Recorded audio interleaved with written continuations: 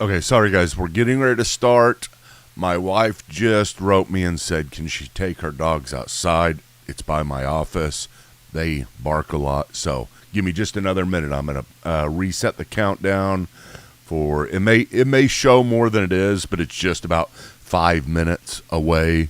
So don't look at what the countdown says if it says 30 minutes. Okay, see you in a minute.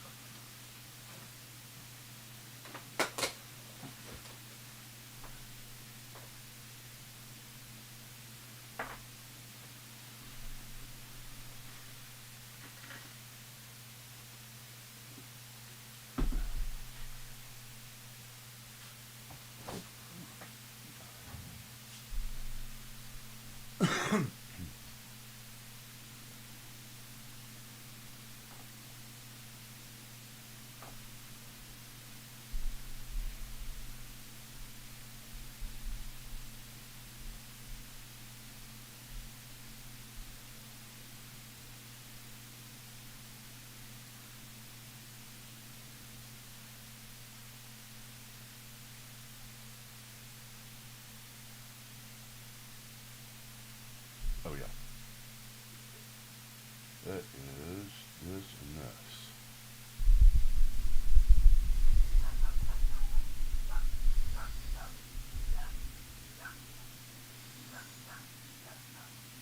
Okay, you can hear them barking, eh?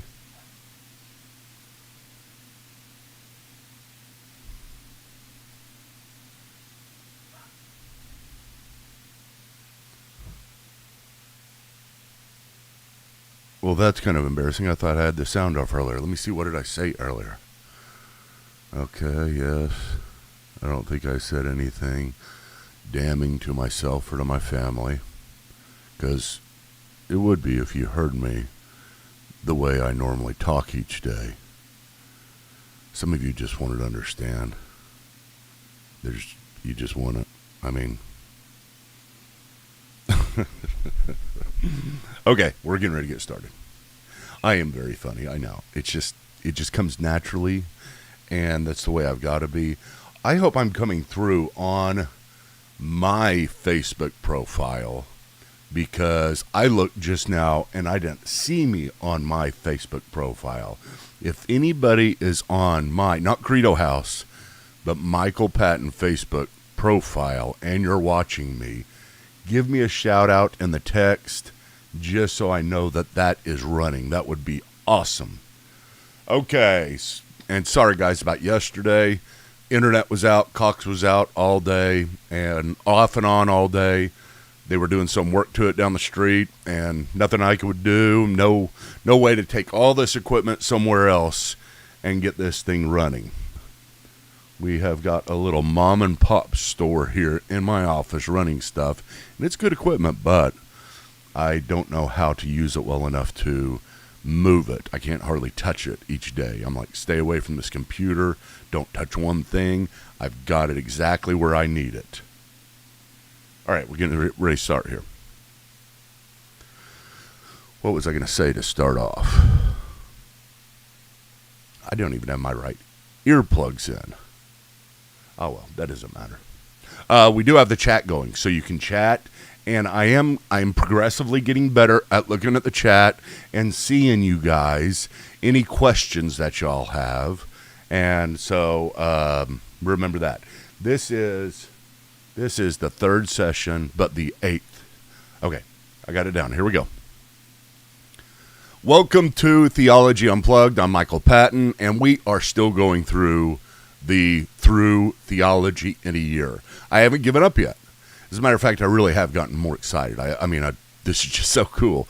I'm going to be able to go through it the entire year, do something I've never done for the first time, and teach something that I've needed to update. And this is just the perfect way to update it, okay? So this is great. Through Theology in a Year. This is session 8 of Through Theology in a Year, and we're on our third one of folk theology. There's one thing I want to say before we get started here officially, even though we are officially going. I read a comment about my book yesterday, and somebody told me it was my book, Now That I'm a Christian. It's a discipleship book. It's just basically, hey, if you're a brand new Christian and you want to get the basics of the Christian faith, this is what I wrote it for. 5 things of orthodoxy, 5 things you need to believe, and 5 things of orthopraxy, 5 things that you need to do as a Christian. And I mean, it's pretty comprehensive from the standpoint of just getting started. But somebody complained, and I've had a couple complaints on this book, and they say it's just too hard. It's just, the terminology is too hard. It looks like a seminary book. It seems like, it's just for people who are into theology. Well, let me tell you something. That is Christianity. Whenever you have become a Christian, you are entering in to a place where there are concepts and there are terminology. There's terminology. Listen, there's books. I got a book back there somewhere. I should have gotten it. But it is Christianity. Well, I've got a bunch of them, like Islam for Dummies and Science for Dummies or Evolution for Dummies. I've got that one. There's one called Christianity for Dummies. And this is one that I never want you all to get. Okay? Because of the concept of it. I don't like the concept. Not because of the content. Content's great content. It actually is. But the concept of it. It's like, I don't like anybody thinking they're dummies. I mean, we're all people created in the image of God. And it's not as if right whenever we become Christians, we are no longer dummies. We were never dummies to begin with. Humanity is incredible. The things that we can do, the way we can learn. And so many of us look at ourselves, and I understand this just as good as anybody. Even though I've been through seminary, I did really well in seminary, won a bunch of awards. Did you know in my first year of college, I failed out. I got kicked out of OU. Got a scholarship to OU for art. Yes, I know. That's why there's so much great artistic stuff going on in the background. Got a scholarship for art, which I should not have gotten. Actually, I got 2 scholarships for art. And I don't know where my portfolio is. One of these days I'm going to find it, and I'm going to display it, not proudly. I will not be proud about it. But I got a scholarship for art, and in order to keep that scholarship for art, I had to at least keep a 2.5. You know what I got? Listen to this. Listen. All F's and a D my first year in college. Now, granted, I didn't try, but from my standpoint, I'm just dumb. I make bad decisions. Throughout all of high school, whenever I was in 7th grade, I got a .33. That's all F's and a D, right? Same thing. And then whenever I was in high school, I got an F in geometry. I haven't made good choices until a certain point in my life. So, I mean, I'm not trying to say, here's some encouragement for everybody, all you moms who are worried about their kids because they're not doing anything and they're in college right now and you think they're going to be failures. I'm not saying, oh, look at me, I became such a great success. But at the same time, there's a point when people change and God gets a hold of you. And he got a hold of me, and I did very well after that. And then afterwards, I realized, hey, I can learn this stuff. I can learn this stuff because now I am very, very interested in it. And anybody who is a human, and whenever you become interested in something, which is you become a Christian, I promise you can learn. You can learn new terminology. Terminology is not hard to learn. If you got any other job in the world, whether it's a bank teller or working at 7-Eleven or being a physical therapy technician, I used to be one of those, you have to learn new terminology, and it's not hard. You're just like, yeah, I'll do it. This is my job. This is my responsibility. I'm excited about it. I can do anything. That's the way we are at new jobs. We see ourselves and we present ourselves as somebody who can do anything. But whenever it comes to something like this, learning, oftentimes we say, no, don't give me the big words. Don't give me any terminology. I know words define things, and that's the way we communicate. And our brain doesn't work without words. Do you know that? Your brain will not understand things without articulations. It has to have some type of articulation to associate. And so whenever we're learning these things, and I do it in my book, I go through and I tell, here and there big words. Not a lot, I really don't. But I define them every time. And I'll usually define them many times again afterwards.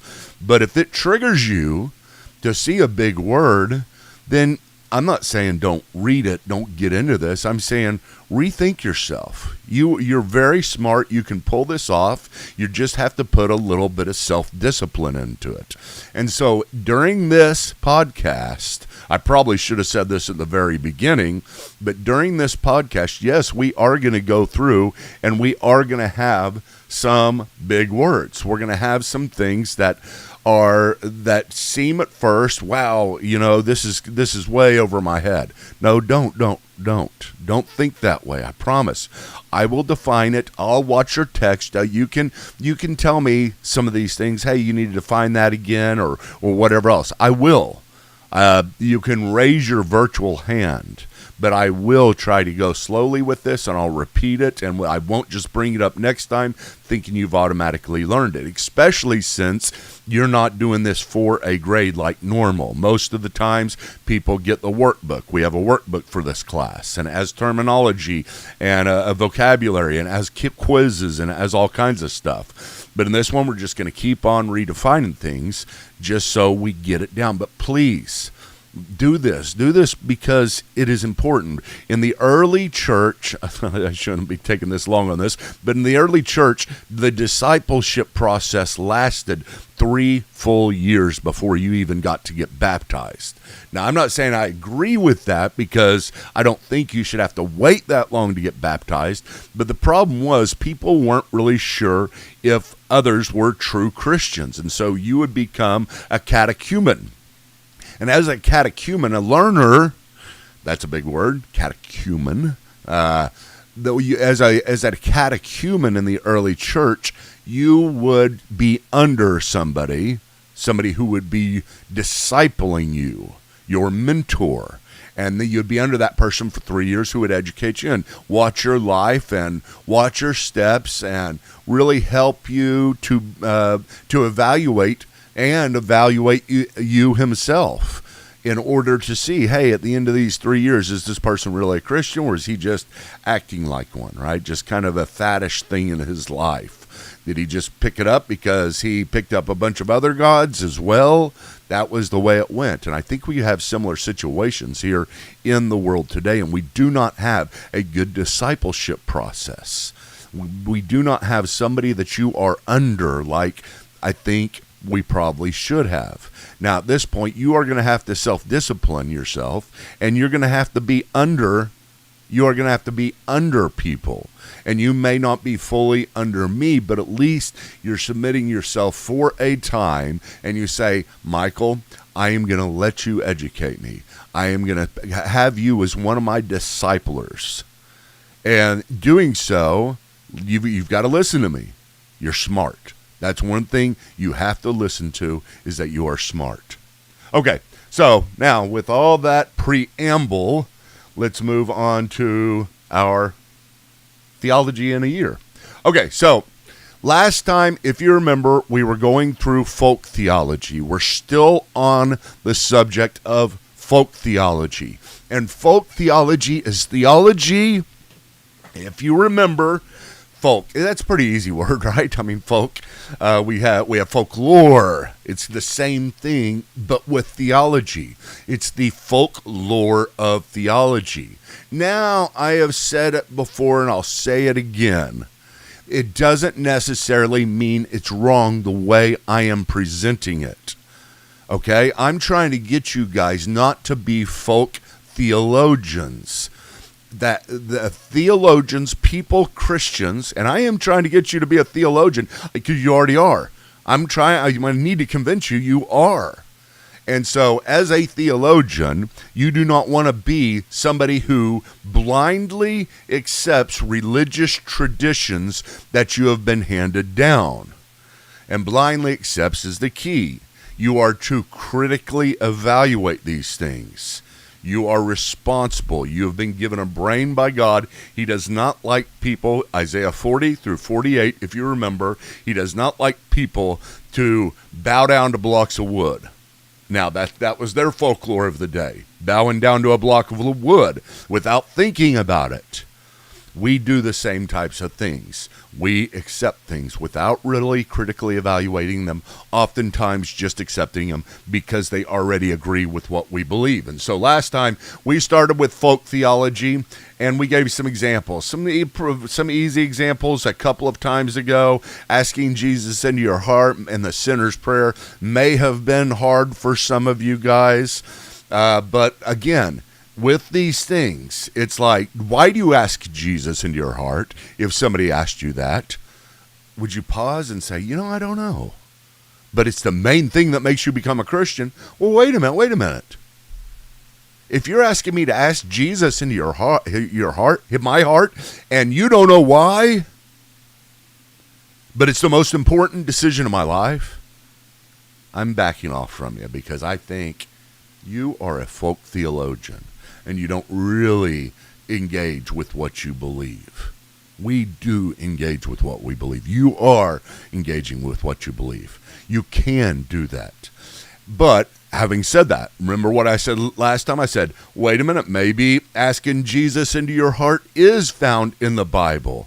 And you go and search the scriptures and you say, oh, here's something that says Christ is in my heart, which there is a passage that says that. Doesn't say to ask Jesus into your heart. But if you go there and study and are convinced through your critical analysis, your critical studies, your conversations with people who know things, whatever experience you have, if you had God tell you in the clouds, hey, this is right, then that's a pretty good sign that it may be right. Okay. So we have our different methodologies. We'll talk about it later. Our different sources for theology. We'll talk about that later. But right now, what I'm saying is this. It is folk theology so long as you don't know why you believe it. But if you go in and still believe the same thing after a critical analysis, it's no longer folk theology. So it can be right and be folk theology. I just don't want you to be a folk theologian. I don't want you to accept it because you just accept it. So we evaluate these things. Sinner's prayer is another one of them. God helps those who help themselves. Another easy one. And then we have apple in the garden.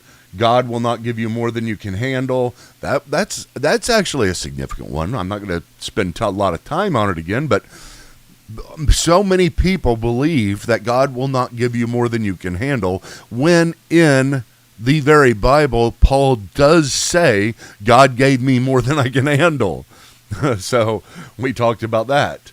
All sins are equal. There's where we stopped the last time, because I think that's probably the primary evangelical folk theology. If this was a countdown, that would be number one.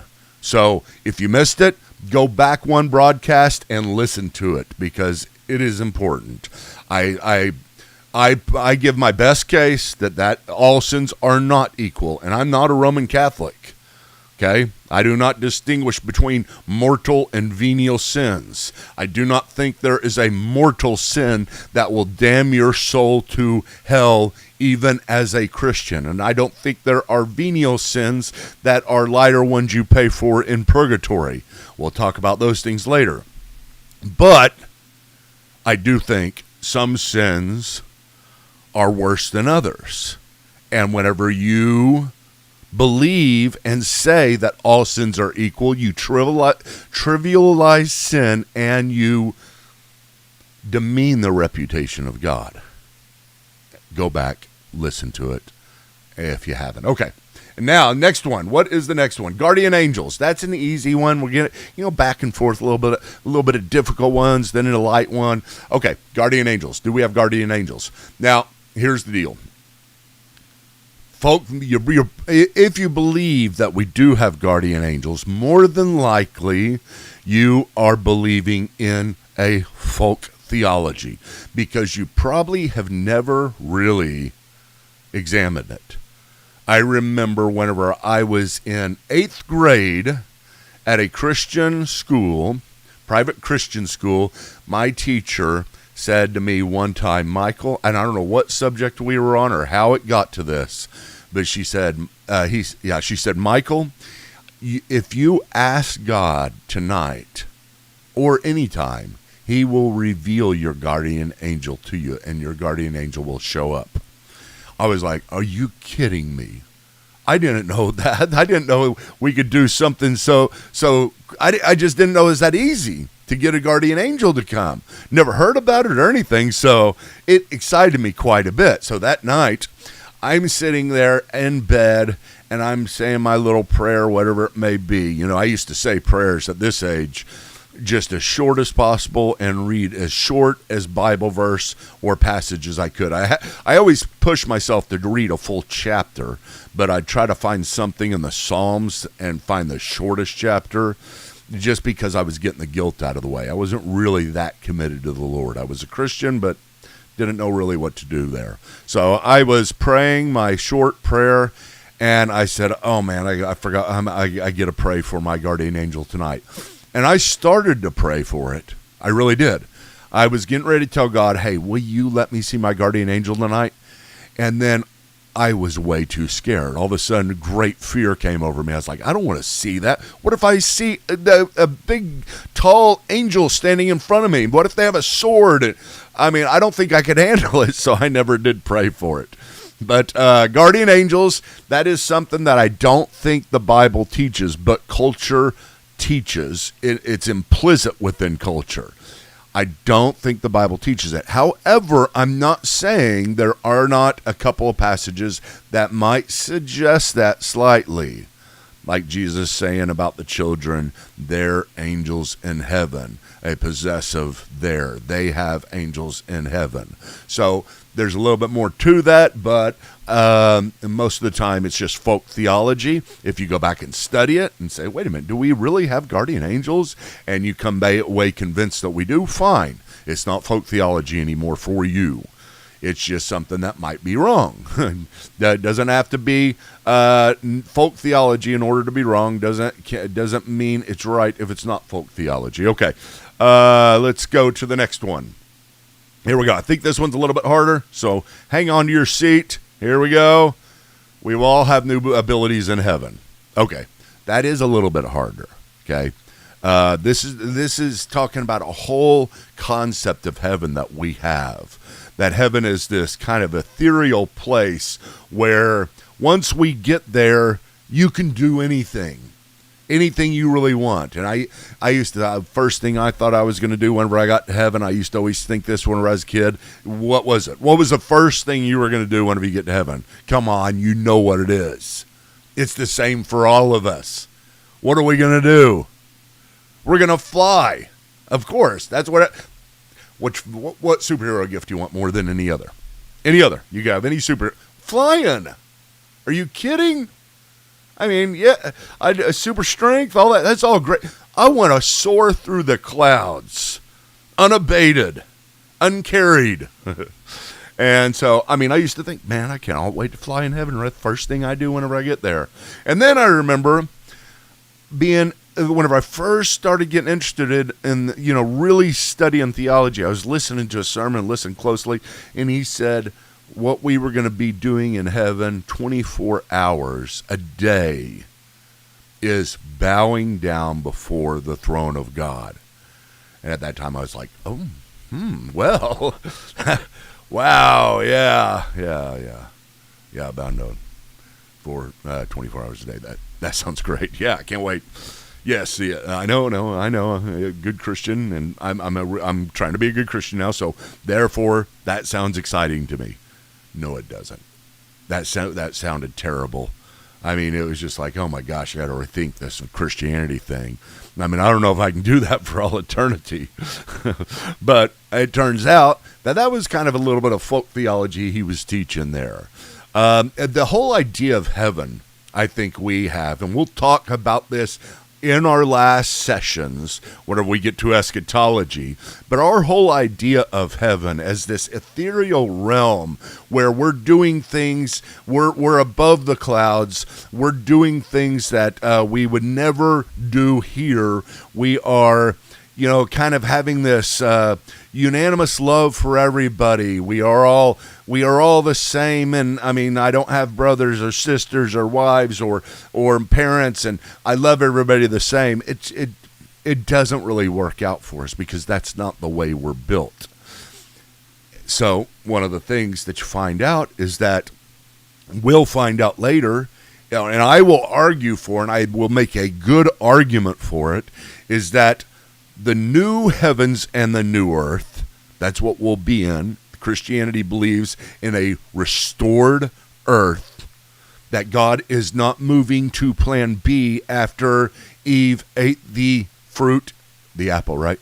The fruit in the garden. He didn't say, oh man, I had so much planned for them. I mean, they were going to tend this garden, work, and, develop and be my stewards across the entire earth and populate.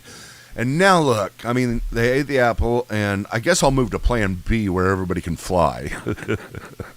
Gravity was a good thing. I like gravity. That was a good creation, but gravity's out now because they ate the fruit. And I mean, I'm just going to, plan B's awesome though. It's going to be great. No. God, as we'll find out, is restoring plan A. That's my argument. I haven't argued for it yet. I'm not telling you to accept it right now.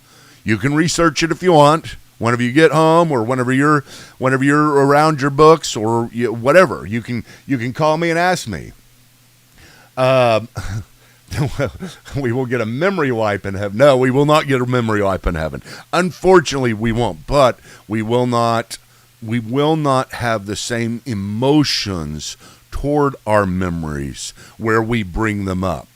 Just like God, whenever it says God will remember your sins no more, he's infinite. He doesn't forget things. How can he remember your sins no more? It doesn't mean that they will not be part of his knowledge base. It means that they will not be part of his judgment base. He's not going to bring them up. He does not bring them to mind. So it's kind of the same thing with us whenever we talk about heaven. We will not get a memory wipe. So here's the deal. What I'm arguing right here is, will we have new abilities in heaven? Will we be able to fly? No, we will not. Gravity is part of creation. We are coming back to a restored creation. And I argue, as I've gone way over time here and gotten through nothing almost, I argue that the new earth will be so much like this present earth, you won't believe it.